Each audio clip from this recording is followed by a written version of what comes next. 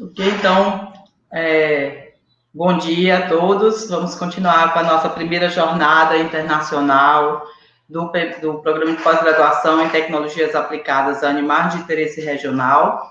E hoje nós temos a honra de ter o professor Charles Long, da Texas A&M University, que vai falar conosco sobre o seu campo de trabalho, que é na área de reprodução e genética. Dr. Long is graduated from the University of Missouri, Columbia, and has PhD from University of Massachusetts. His laboratory has a long history of utilizing a variety of assisted reproductive technologies in a number of species, and is perfectly suited to assist with the experiment outlined in this project. His laboratory is currently investigating novel methods for enhancing livestock through genome engineering. This study and other utilize semen collection, artificial insemination, superovulation, off-site collection, embryo transfer, in vitro fertilization, and cloning of a variety of species. Pertinent to his field, his laboratory routinely performs off-site collection, fertilization, and micro-injection and transfer of zygotes from livestock species, including sheep. His laboratory utilizes both talents and CRISPR-Cas9 reproducts knockout and knock-in genetic changes via micro-injection of livestock zygotes in sheep, goats, and cattle. So it's with a great pleasure, Dr. Long, that we have you here to talk to us about your field. Please feel you very welcome to our first seminar. Thank you for being here. And thank you very much for the opportunity to present our data today. You know, we're going to try to just talk about a number of topics in a general way, but I do appreciate the invite very much. I just wish we could do this all in person. So I will try to share the screen.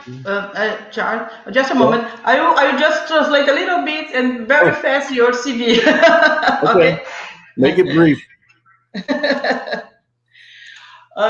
Professor Charles Long é graduado da Universidade de Missouri, Columbia, e tem PhD pela Universidade de Massachusetts.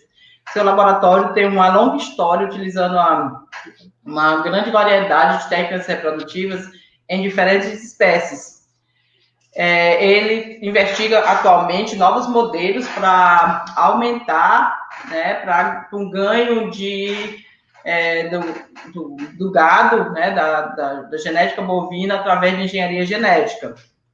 Os seus estudos utilizam coleções de sêmen, inseminação artificial, superovulação, coleção de ócito, transferência de embrião, fertilização in vitro e a clonagem de várias espécies.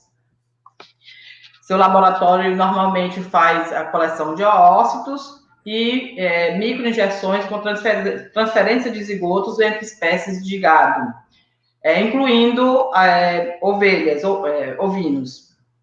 Então, o laboratório dele ele utiliza o Talem e o CRISPR-Cas9, cascata 9, para produzir tanto mudanças genéticas como knockout ou knock-in,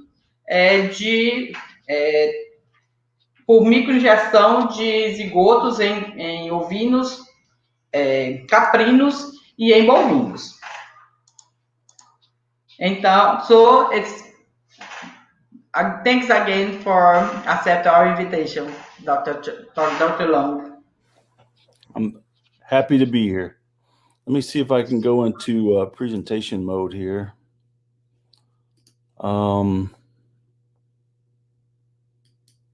No.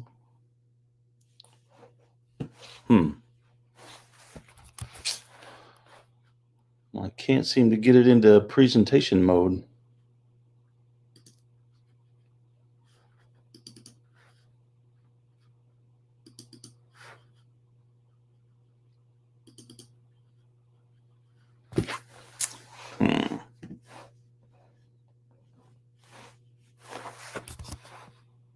Try one other thing. Hold on. You can. Oh, okay. There you go. That it? Yeah. Well, thanks again. I appreciate the invitation. Like I said before, I just wish we could do this all in person. We've all become quite accustomed to doing video presentations, and they're never the same. Today, I'm going to try to go through a few things that we've done in our lab over the past few years, just to give an example of some of the research that's being done in the context of genetic engineering livestock, and in particular focus this on the work we've done in enhancing livestock production through various means. So the first thing we have to kind of address is why do we need genetic engineering? This is a very controversial topic in a lot of places, especially here in the United States. And I think it's really important for us to always get a great idea of why we're doing this. And the reality is that the world population continues to increase at an alarming rate. We have failed to keep our human desires to mate under control, and so we're on a trajectory here that will put us at about 9 to 10 billion people in the world by the year 2050. There are some scenarios outlined by the UN, as you can see here in this graph, where that may not be the case. I don't want to know what this is. COVID has been bad enough. And I certainly don't want to see what this particular variant of this graph looks like. We have to anticipate, though, that we're probably going to be somewhere in this range of people to feed. And as you heard yesterday by the talk on conservation biology, people in the world are not meeting their food needs at this point. Hunger is real, and hunger is lethal. And there are millions of people around the world every day that barely get by. And many more of those don't make it because they don't have the resources to grow food, crops, or livestock in the regions of the world that they currently inhabit. And that's only going to get worse. Climate change is real, and it's also going to be lethal. We've seen it already. If you don't believe that climate change is real, you probably need a little bit of wake-up call, because it's happening. It's happening all around you. You just have to take a look at the increased frequency of drought. The United States is experiencing some of the most severe temperatures we've ever experienced in the history of this country. We're seeing an increased frequency of incredibly powerful storms. The sea levels are indeed rising, and we're going to start experiencing one of the worst things, water shortages, because of that. All these things put an increased stress on livestock and crop production, and it decreases production. So what we really have facing us as a challenge here is that we have to produce more food for all these people with less land. And this graph just outlines, the struggle that is in front of all of us. And the food demand is going to continue to increase. The demand for animal feed is increasing. There's a demand for more crops to go into biofuels, and all those things together are producing a situation where we have to produce more food in less space. And so here's a question that I consistently ask my students in the lab and also in class. How do you sustainably feed over 9 billion people in 2050 with less resources and in an adverse environment? That is a daunting question.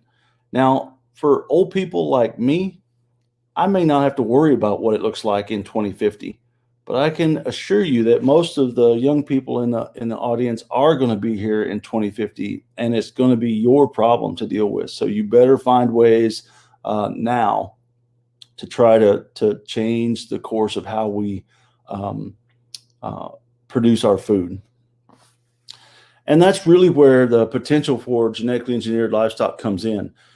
None of us are naive enough to think that genetic engineering alone is the answer.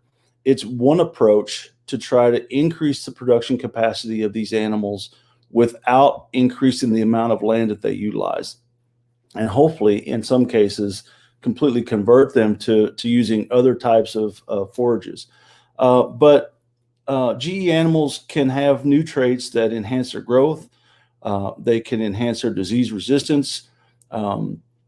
This is increasingly an important area of research and very important as the planet gets hotter and different areas of the world, their climate changes pretty dramatically. We heard yesterday about the changes that are happening in Kenya. That's just one example of how drought is completely altering the landscape of livestock production systems. So we need to try to find ways to make animals more heat tolerant and tolerant to insects as well. And our own Food and Drug Administration many years ago now recognized that genetic engineering has the potential to really put our livestock on a more productive pathway, and hopefully try to cover this potential shortage that we see coming in the future. So, from my perspective, personally, I think the goals of genetic engineering are very straightforward. The ideal production system for me is to produce these animals that are adapted to their regional environment, that are pest and disease resistant, and they have improved performance traits. And especially in the United States, those performance traits have to meet consumer demands. So we can't produce livestock that no one wants to eat, even if it has a lot of production enhanced attributes. So those animals should be able to convert grass to protein. I don't eat grass, and I don't want to eat grass. So I want my cattle and sheep and goats to eat this grass and convert it into a very high valuable protein for the people out there. We want to increase the amount of meat and milk that each animal produces, meaning that we can produce more product on the same amount of land. We want to improve the quality and the health benefits of products, especially in the United States. We have a real problem with obesity here. And the reason we have a real problem with obesity is because we have too many choices of very poor quality foods. So we want to improve the health benefits of the products that we're making. We must stop feeding human food to animals. It is a common practice here in the U.S. and in many places around the world for our livestock to eat the same types of food that humans can eat, corn and soybeans. And that is a practice that we're no longer going to be able to afford to do. So we can re-engineer our animals so that they can eat other things that humans typically don't eat and still have the same production capacity. And then finally, we must reduce the environmental impact. There is a huge amount of hoopla. Most of it, I think, is based on a little bit of an inaccurate portrayal of the animals, but we hear a lot about methane production from cattle and the environmental impact of corporate farms, high density farming on the environment. And we need to begin to address those environmental impacts along with all these other things, because animal agriculture has to do their part as well to try to keep the planet from imploding. And here's a slide that just highlights what I think would be one of the most productive projects that we could do. We could try to make animals that have milk production like this, meat production like this, the consumer acceptance and marketability of animals like this Angus. I want my steaks to all look like this, okay? And then I want these animals to be able to survive in hot, difficult, pest-ridden conditions like these animals can. So if you could make a single type of cattle that utilized or combined some of these traits into a single individual, you would have a really unique animal that would have high productivity and could survive in more harsh conditions on lower quality forages. And we can do that. The way all of these animals were produced was by natural genetic selection, right? And this occurs because of random mutations in each offspring. Now, on average, the geneticists tell us that we get about 44 to 83 random de novo mutations in every generation. What that means is that you essentially you're waiting for a random mutation to alter the phenotype of the animal, and then you can use selection to identify those animals that have a unique trait, and then keep those animals for the next generation. And this is the driving force of evolution. This is just the way it happens. Waiting for these random mutations and then selecting those, whether they be selected by livestock breeders or by the environment the animals are in, they change. And that's how we changed from having aurochs to Holstein cattle over the last several hundred years. And classic genetic selection just relies on selecting the very best animals in each generation, using those best animals in the next generation, and so on, to produce very high value animals like this Angus that you see here in this picture. But there are limits to that. You cannot select for a trait that does not exist. So if the random mutation never pops up, you're never going to get a chance to select for it. You can't expose herds to certain pathogens to determine which animal to a particular disease. The example I give is about foot and mouth disease, and we'll talk a little bit about that later, but you can't just expose your animals to foot and mouth disease to find out which ones are naturally resistant. And we certainly don't want to release foot and mouth disease into the environment just to find out. And then breeding to induce desirable traits can sometimes lead to the development of deleterious traits. And we know this because in the Holstein breed, we selected for milk production for so many years, solely on milk production, that many genetic abnormalities, genetic mutations popped up that then decrease these animals' ability to thrive and also decrease their reproductive rate. So the biggest problem here is that classic genetic selection, the way we've been doing it, the way it's been done, is slow and it's random, and it's limited to these traits that are already in the population. So for those reasons alone, we have to look for alternatives. Now, we can use crossbreeding to introduce new traits, and we've done this with a number of different breeds. We can change this Angus to a Brangus by just crossbreeding them in a 5/8, 3/8 stable cross with Brahman, and that the Brangus cattle are great, but they lose many of the characteristics of the Angus, and they fail to have all the production characteristics of a Brahman. And so, yes, this is a really great animal, but it also isn't. It doesn't have the best of either. It has a mix of both. And traditional crossbreeding is very slow.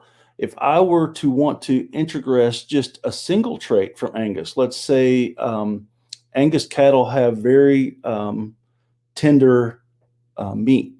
So if I want to integrate the meat tenderness traits into the Brahman breed and try to maintain all of the hardiness, the ability of these animals to withstand harsh environments, then this is going to take a number of back crosses.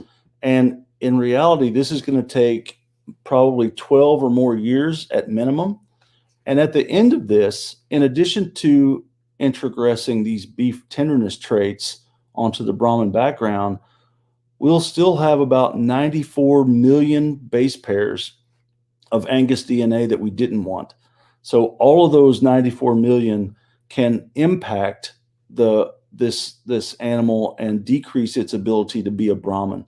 And so the objective here with genetic engineering is to bypass 12 to 15 years of breeding, to bypass the messiness of bringing along millions and millions of unwanted base pairs.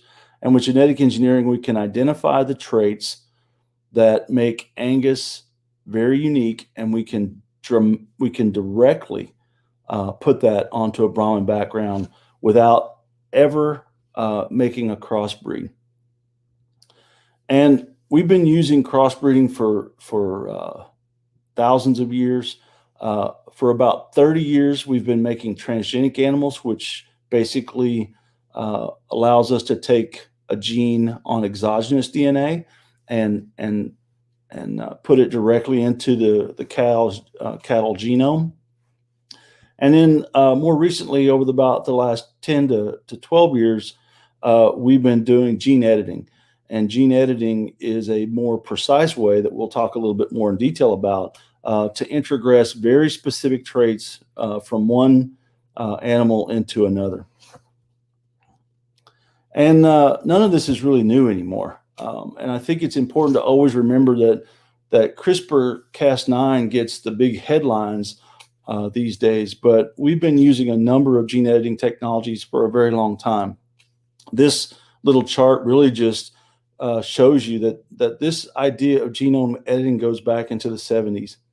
Now, just to give you an idea of how long ago that was when I was still in high school, so many years. The latest genome editing tools really started coming out in the late 90s, early 2000s, and these were the zinc finger nucleases. ZFNs were fantastic. They worked great, but complex to utilize. They were replaced very quickly with TAL effector, the TAL nucleases, or TALENs. TALENs, again, worked great. They did the job. Again, a little difficult to use. And then ultimately we get CRISPR-Cas9 editing of eukaryotic cells here in 2013. And finally, we had a technology to modify the genome of mammalian cells that was simple, straightforward, and really efficient. All of the genome editors, no matter if it's a TALEN, a zinc finger, or the CRISPR-Cas9 system, basically works through the cell's own DNA repair mechanism. So the only thing any of these nucleases do is cause a double-stranded break in the DNA. That double-stranded break that is imparted by these nucleases is really the exact same kind of breaks that are repaired all the time by your cells during meiosis or when our cells are making, our B cells are making antibodies, or when you have some sort of external damage that's done to a cell. The same repair mechanisms work here as they do naturally. And so if it doesn't get repaired, that cell is going to undergo apoptosis and die. If it does get repaired, sometimes what happens is you get these non-homologous end joining events that create insertions or deletions, which we call indels. And then the other mechanism that's utilized is homologous recombination, so that you can repair the break and use other pieces of DNA to fill in this gap. And so we take advantage of this when we're doing gene editing. If we want to just create an indel to disrupt the gene coding region, we can make a break like this. And if we want to insert a very specific point mutation, or if we want to insert even a large piece of DNA, we take advantage of this homologous repair mechanism that the cell already utilizes. And I'll real quickly go through this. This is how Cas9 really works. So you have a target sequence in the DNA that you want to target. It could be any gene, essentially any region of the gene, and you're just looking for a protospacer sequence and a PAM that you can design the small guide RNA to. We talk a lot about off-target events, and so when the guide RNAs that make up the CRISPR-Cas9 system interact with an off-target location, this particular region of the guide RNA does not fully interact with the DNA, and the whole mechanism fails to work. When it is an exact match with your target location, this guide RNA forms an RNA-DNA heteroduplex, and that allows the enzymatic activity of Cas9 to create a double-stranded break. And so here in an off-target location, no break occurs. When this has exact pairing, the double-stranded break will occur.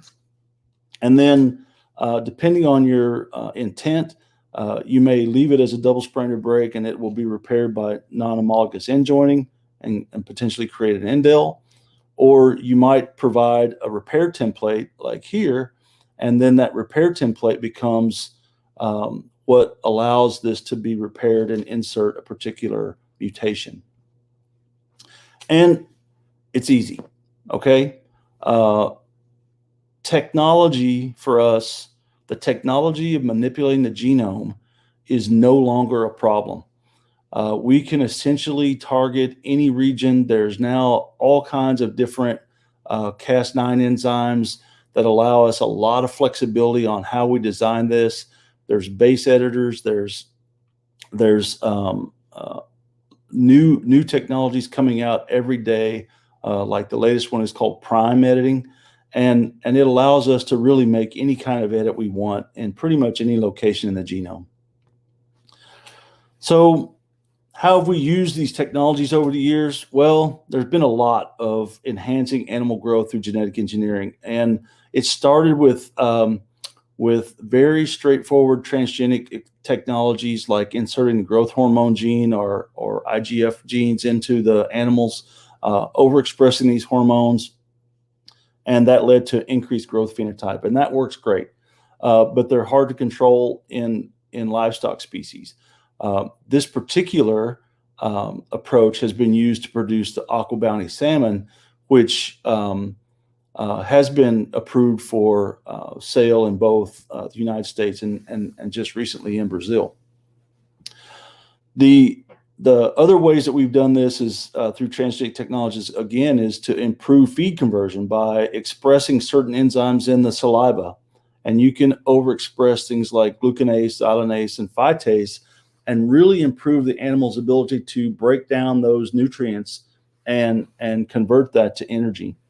There's been increased growth through improved milk production, and now more recently we can decrease or eliminate growth controlling genes by targeting things like myostatin using either a knockout technology, a knockdown, or a knockdown technology like RNA interference. And I think I'll just try to go through some of these examples. Some of the things that we've done at the Reproductive Sciences Lab has really been targeting, we want to really target milk production, muscling, and meat tenderness. We've also worked on disease resistance. And then, as I mentioned, we've done a lot of work with biomedical models, but I'm not going to go through this today. It's a little off topic for this particular talk. And then we've also done some work in biopharmaceuticals and vaccine antigens, which also I'm not going to go through today. So I'm going to try to keep this focused on these top two topics. So myostatin. Myostatin is an obvious target because myostatin dramatically alters the ability of these cells, these muscle progenitor cells, to differentiate and to form a mature myotube. If you decrease myostatin's activity, whether by knocking out the gene, targeting myostatin with a small interfering RNA through RNA interference, or even if you add a monoclonal antibody the result of that is muscle hypertrophy. And these are two examples of cattle breeds that have been selected over the years, the Belgian Blue and the Piedmontese, for a myostatin mutation that causes this extreme muscling phenotype. And so we knew that myostatin, we've known this since the early 90s, that if you make a deletion in myostatin, it causes an enhanced muscle growth phenotype. And so, as you might imagine, since the first mice were produced back in 1997, scientists have been trying to target myostatin in other species: rabbits, dogs, goats, sheep, pigs, and cattle. And a couple of these are from our lab. This one here on RNA interference, and the one with talons were from Texas A&M. And you get the phenotype that you expect in all cases, whether it's pigs or sheep or goats or rabbits. It all gives you the same phenotype, an enhanced muscling phenotype. And so when we did this using RNA interference, the siRNA expressing animals here on the left, and its half SIB is on the right. And you can see that there's an obvious increase in muscle mass, but it wasn't dramatic. And so this was early on in about 2012 that we did this particular experiment. CRISPR was not even on the headlines yet. And so we finished up this experiment using RNA interference. Just simply overexpressing these short hairpin RNAs creates a growth enhanced phenotype. But there were some problems we had with this. This was a lentiviral approach, and that's going to be a real regulatory problem for the Food and Drug Administration in the United States and also in other areas of the world. So we needed an alternative approach. We did the same experiment in fetal pigs. We did a lot of work with pigs with the siRNA approach as well. And really, the only thing I wanted to highlight here in this slide is that if you silence myostatin through RNA interference, you see exactly what you would anticipate: this increase in muscle fiber area, no matter what muscle you look at, and then you would get the expected increase in body weight. So how do we go about doing this? So this is just a slide that really goes through the steps of how we produce a cow by targeting a gene using CRISPR-Cas9. It almost always starts with a skin biopsy. We produce a primary fibroblast cell line. We will develop the targeting plasmids here. We don't really use plasmids anymore. We use just the ribonucleic acid protein complexes, but we start with plasmids in many cases and transfect these cells just to screen the guide RNAs to make sure that we have a guide RNA that works.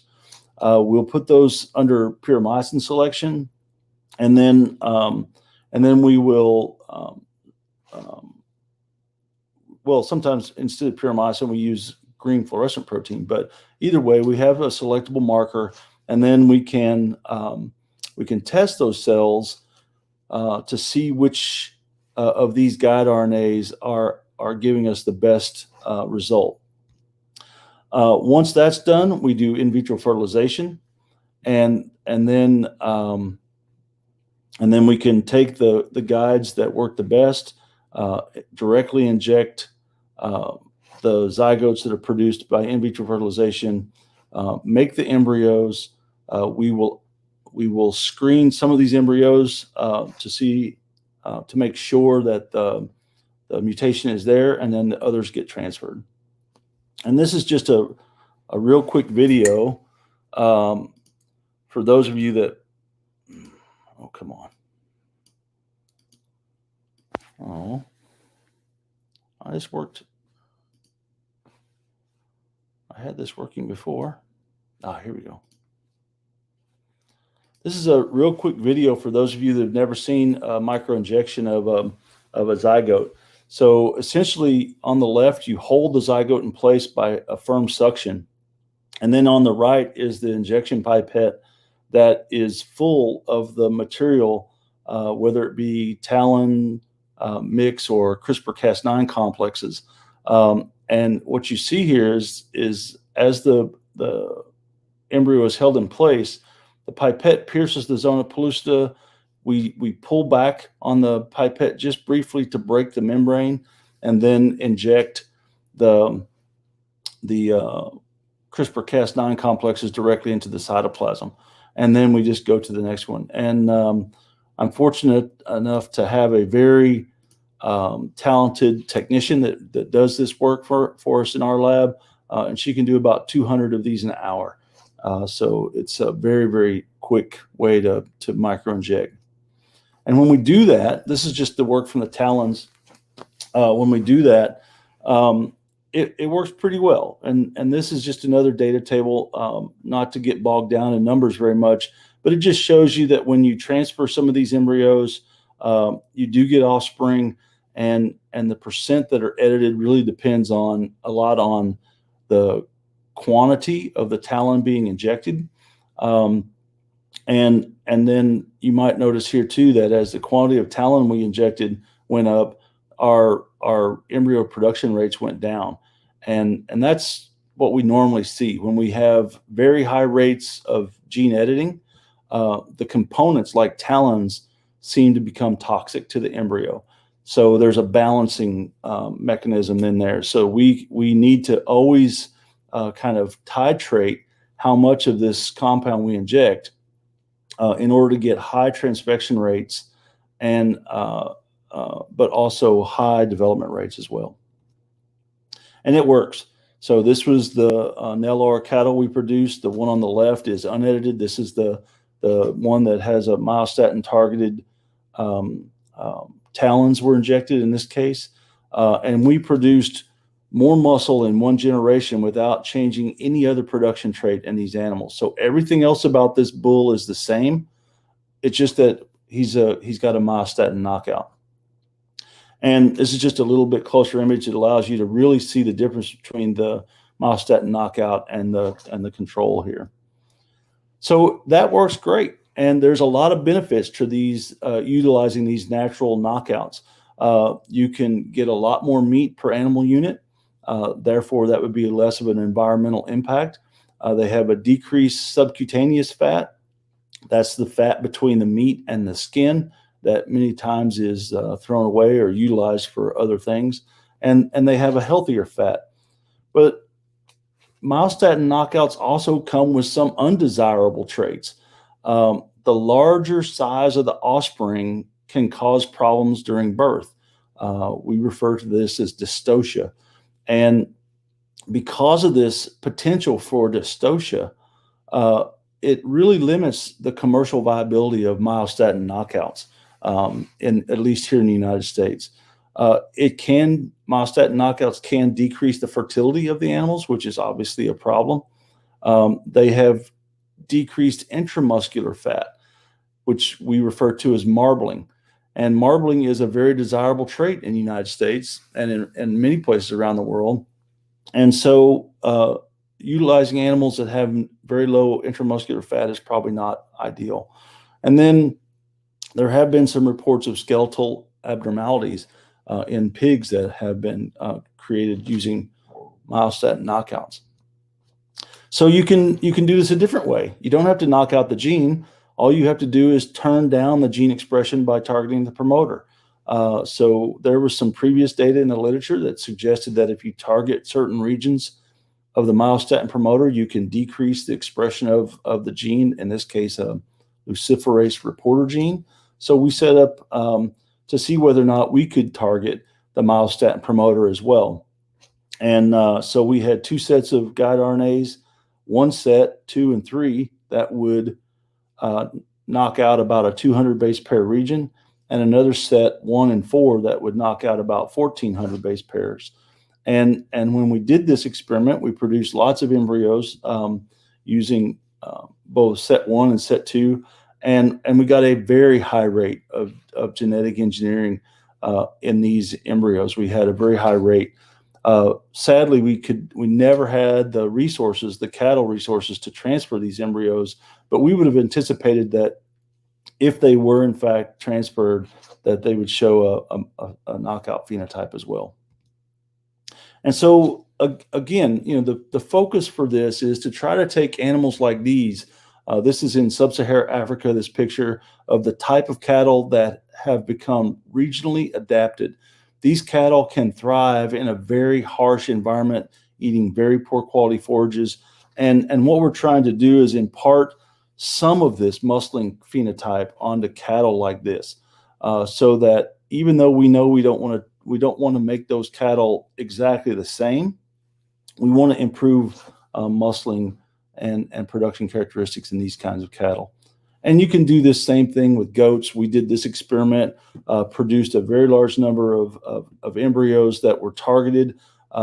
Many of those were biallelically targeted, meaning that both alleles of the myostatin gene were mutated. And sadly, we transferred a bunch of these embryos, got 3 offspring. And even though we had a very high rate of targeting in the embryo, none of the offspring were targeted. So that was a failed experiment in some ways. And that happens. It's always good to let people know that you fail. Everything isn't going to work the way you think it's going to. We've done some work also in trying to target livestock disease resistance. We want these changes to their genome to be permanent and heritable. And we went about this thinking about how we could improve the innate immune system to combat disease outbreaks. We really don't know what disease is going to come through. The conservation biology talk yesterday was fantastic because it really reminded us yesterday that these new diseases are going to break into our livestock populations and potentially into humans, and we really can't predict where they're going to come from. And so we need to try to come up with strategies that allow us to protect against a wide variety of viral or bacterial diseases, not just a single disease at a time. The example that we always use is FMD. It's awful, and it's very widespread around the world. We continue to have outbreaks all over the world. You can see here that the United States and North America have now been free of FMD for many, many years, and we want to keep it that way.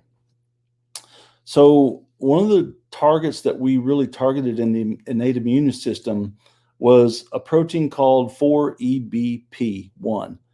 And we're not going to get into an immune biology lesson here today, but essentially 4EBs regulate the interferon regulatory factor 7. And interferon regulatory factor 7 is a key player in the innate immune response. So if you remove the regulatory effects of 4EBPs on IRF7, then it allows IRF7 to increase the interferon response. And that's really all we were looking to do here is, could you modify cells, swine cells in this case, to have a higher interferon response when exposed to a stimulus. And so we produced these cells using CRISPR-Cas9, got a biallelic mutation, a 4-base pair biallelic mutation in one of these cell lines that created basically a complete 4EBP1 knockout. And so you can see that there's no protein being produced here in these cell lines.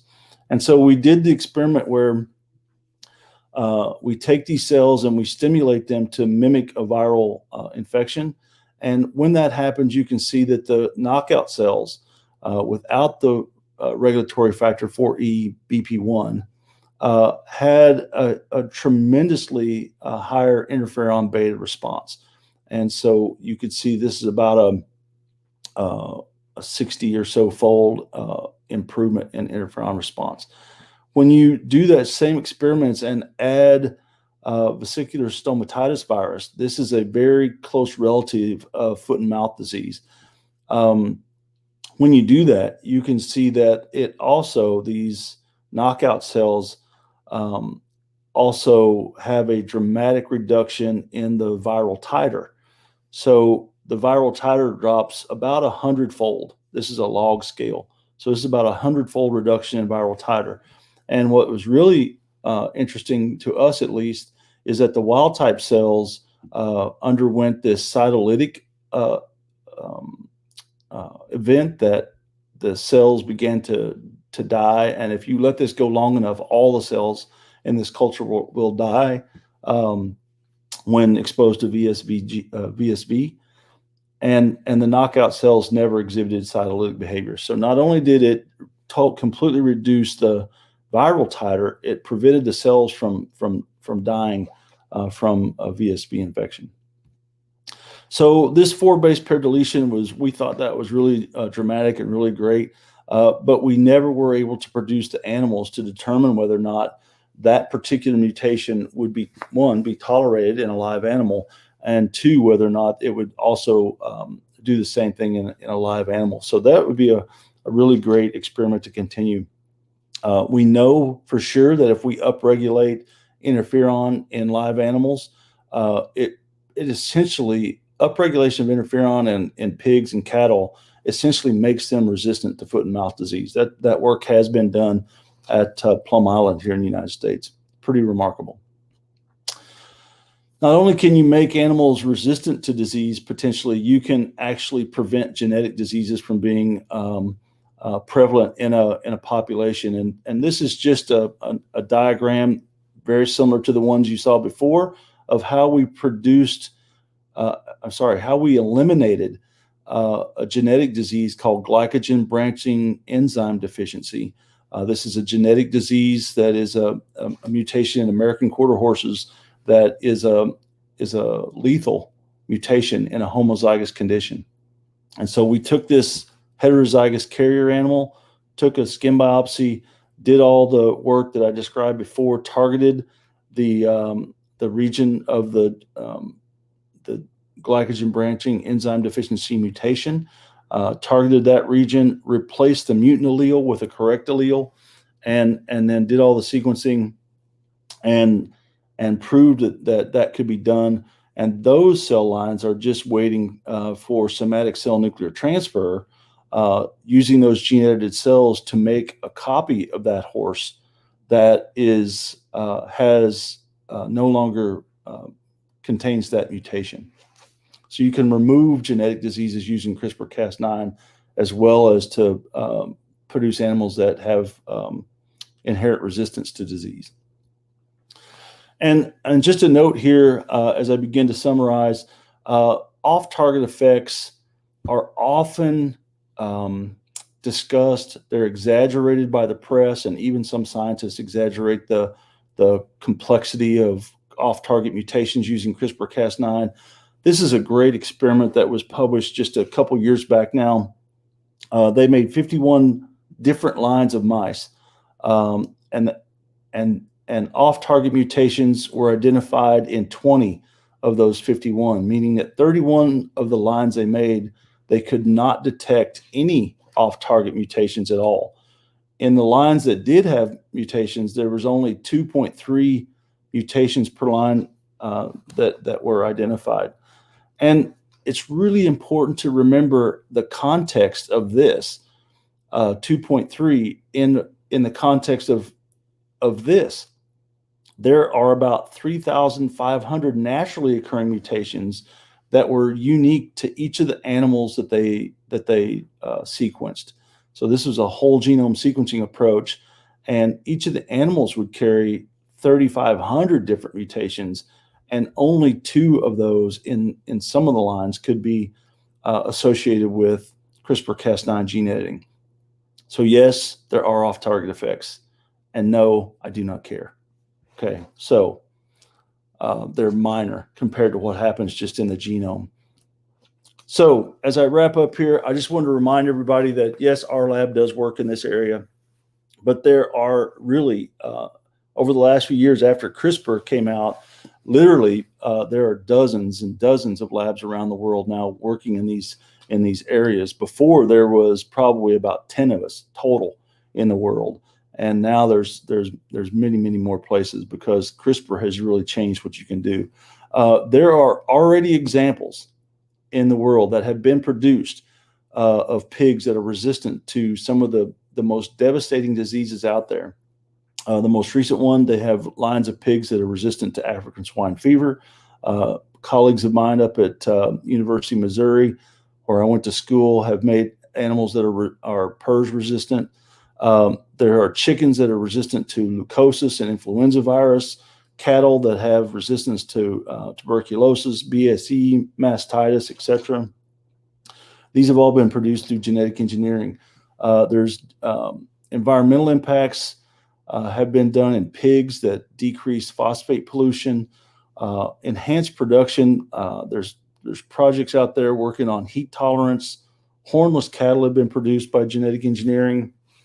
You can reduce the allergens in milk, and you can obviously increase the quantity and the quality of meat. And I gave you the Aqua Bounty salmon as an example earlier. Just to summarize then, transgenic and gene editing technologies have been around for a long time, and they can dramatically improve what we do in livestock growth and production efficiency. The technological advances that allow us to do these modifications now have been profound, and we can do this now without really leaving traces of recombinant DNA, which pose regulatory difficulties, both here in the United States and around the world. Gene editing can target either protein coding or non-coding regions to achieve the desired effects. So that comes into play when we discuss regulatory conditions with our FDA. And then livestock with these enhanced growth and efficiency traits, I think could immediately be used to achieve food production goals. And certainly the Nelor bull that I showed you earlier, that bull has recently been approved for, I guess it's not exactly approved, it has been considered non-genetically engineered by the Brazilian regulatory authorities. So that bull can then be utilized now to produce offspring in Brazil. It's always good to acknowledge the people that help get your work done. This is some of the funding I've had over the years. Colleagues of mine that worked not only in Texas, but around the world. Takes a lot of people. These are just an example of some of the folks that have been through the lab over the last 10 years or so. I have a colleague, Dr. Mark Westhues, here, who has been very instrumental in all the work that I presented today. Dr. Golding, Dr. Kramer, and then certainly all the students that have been involved in the lab over the last few years. And then I'll leave you with this. I think it's really important, especially for you guys that are starting your careers, to remember that you better like what you do. Choose a job you love, and you'll never have to work a day in your life. And I think we all love what we do, and we see the potential in it. So it's a pretty easy job when you enjoy your time doing it. And with that, I'll try to take any questions or comments you guys might have. Thanks again.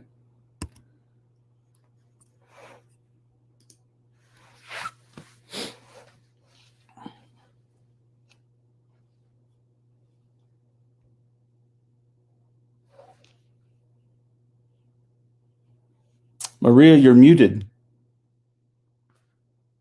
Maria, you're muted.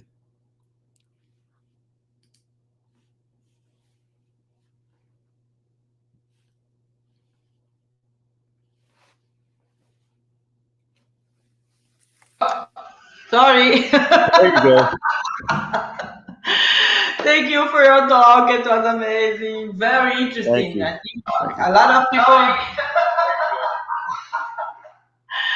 Thank you for your talk. It was amazing. And so you put the questions, and some was in English, so the people will post it in the screen for you, but I also can read some. Okay. So over here, wow. Let's see. The first one was, good morning, Professor. Congratulations on your lecture. Is this technology already available to producers? If so, is there any public policy there in the US, of course, for it to reach small family producers? Yeah, that's a great question because, you know, I said to myself many years ago that I should be working on projects that would impact people like my father. I grew up on a small dairy farm, and that has been very difficult.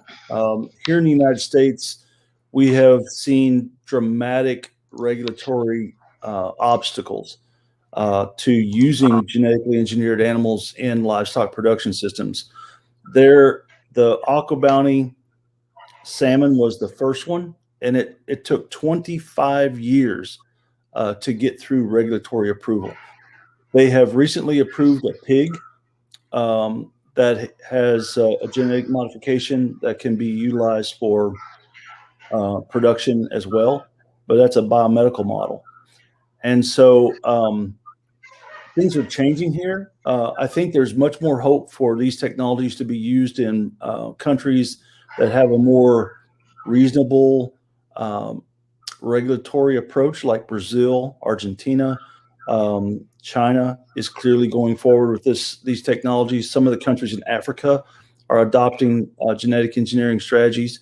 I don't know of programs specifically to get these to the hands of small farmers, but that is, once we get through the initial regulatory hurdles, I think that's exactly where we need to focus our efforts. So I will translate, okay? Just okay, that would be great because my Portuguese is terrible. But you get improved, don't worry. I have a good teacher close to you. Yeah, thank you. Ele falou só que depende muito das agências reguladoras, né? E que demorou mais de 20 anos para isso, para ser liberado lá nos Estados Unidos, mas que alguns países já estão trabalhando com isso, como a Argentina, Brasil e China, tá? Mas que já, se não me engano, foi liberado para suínos, certo? E acho que aves, tá? Então, foi essa a colocação. Other question, let's see. There's one about some of the work in research areas in semi-arid regions where rainfall is scarce.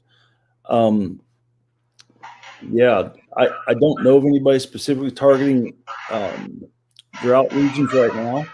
Certainly the plant genetic engineering is really focused on drought tolerance at this point. Livestock production systems are more focused on heat tolerance. So there's a company called Recombinetics that has produced an animal in Brazil that has a mutation in a gene called SLICK, S-L-I-C-K, and that gene improves heat tolerance. So there are projects in your country that are targeting not drought, but heat. Ele falou que tem algumas regiões aqui no Brasil que, na verdade, o problema não é a seca, mas o calor, né? Então, animais que têm mais resistência ao calor. E que já tem alguns projetos aqui no Brasil trabalhando em cima disso, dessa questão de animais que têm maior resistência ao calor.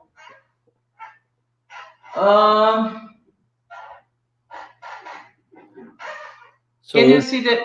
Can you see the? Okay. Yeah, I can see the questions. I can tackle some of the ones in English. So there's a question about transgenics and the general idea that transgenics are not healthy. This is an argument that has been put forward by the anti-GMO groups that really focus on fear. They take advantage of the general public's inability to understand the science, and so they scare people into believing that transgenic is not healthy. There have been no studies performed, to my knowledge. I should say studies that can be supported by other evidence that suggests that transgenic crops are any way less healthy. In fact, in many ways, we have to remember that those products have been developed to decrease the amount of pesticide we used, to decrease, these things that could be harmful to us. So in some ways, genetic engineering strategies are beneficial to our health. It's probably not going to be much of an issue with livestock, because if any kind of mutation that we make in the animal could be toxic to a human, it would also be toxic to the sheep or the goat or the cow or the pig. So those kind of arguments that somehow there's a toxicity issue just really won't hold up with animals. Ele falou que não existe nenhum estudo, né, que ele conheça que comprove que o transgênico não é saudável. É que a maioria das pessoas que pensam assim são pessoas que confiam no medo, né, que a comunidade, que a sociedade, né, que os consumidores tenham disso, mas que não existe nenhuma evidência científica que ele conheça que comprove que o alimento transgênico seja menos saudável do que o alimento não transgênico. Another very quick question and a good one is asking me to explain the difference between transgenic and gene engineering. And transgenic means that we're adding a piece of DNA into the animal that was not there previously. So it's inserting a piece of DNA from a completely different species many times. Gene engineering is a more broad description that includes transgenic, but gene engineering also includes gene editing, which is the gene editing technology is really focused on making very tiny mutations and really changing a few base pairs, not inserting a whole new transgene from a different species. Ok, ele falou que o transgênico, você introduz no animal alguma coisa que não estava lá, certo? E a engenharia genética, ela inclui o transgênico, mas ele vai colocar pequenos pedaços de alguma coisa para melhorar uma performance. Então, ela tem essa diferença. The next question was about in vitro fertilization or embryo transfer in bitches. The answer is yes. We have done some work with dogs, and it's really hard because the bitches only cycle once or twice a year, and the technologies for synchronizing estrus are not well developed. Embryo transfer, in vitro fertilization, embryo transfer in bitches is by itself difficult. There are groups in Korea. The Koreans have done an incredibly good job of not only producing in vitro fertilization, but also cloning and genetic engineering in bitches. So they have genetically engineered dogs that have been produced there as well. But it is very hard. Ele conta a essa reprodução in vitro de cadelas, ele fala que é muito difícil por ele mesmo, né? Não é nada de técnica e tudo, mas é realmente muito complicado, que quem tem trabalhado bem com isso e conseguido feito um bom trabalho são os coreanos, mas realmente não é fácil trabalhar com essa fertilização in vitro em cães, em cadelas.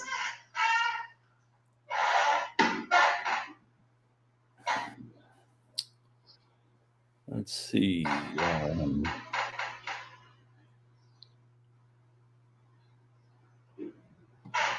I have, there's a question about experience with the renin-angiotensin system knockout in production animals. If so, relation to reproduction.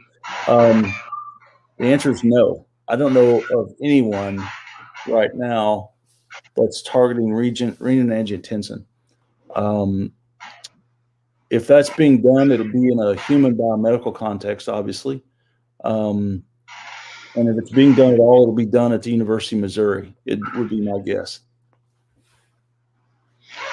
Ele falou que ele não conhece nada a respeito do sistema renina, do knockout no sistema renina-angiotensina na questão reprodutiva, que ele não conhece sobre isso.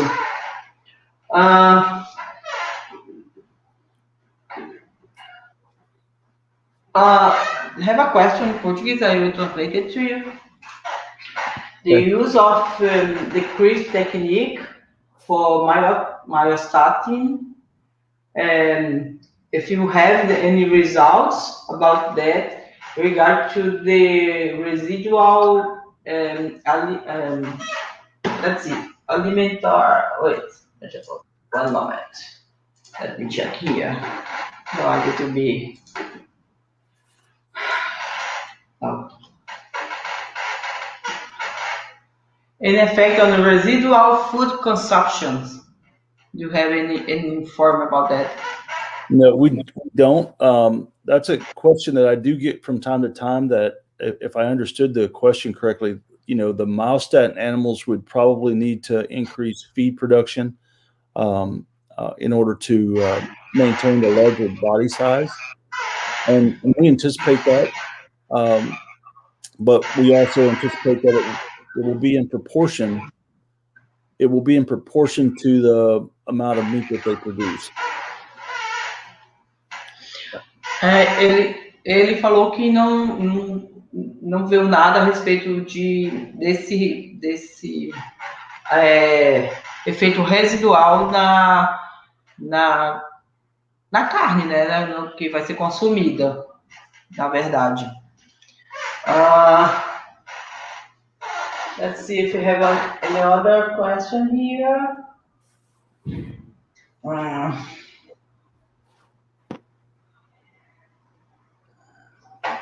I think that's it. So, thanks a lot again, Jack. It was amazing to have you here, at least by video. Next year I will be face to face, more close. We all look forward to that for sure. Yeah, it was amazing to have you here. Thank you for your lecture. It was my pleasure. Very, very interesting, and it's not my field. I appreciate that. And I could understand. That's great. That is good. Thank you. Thank you a lot. See you. Bye-bye. Bom dia.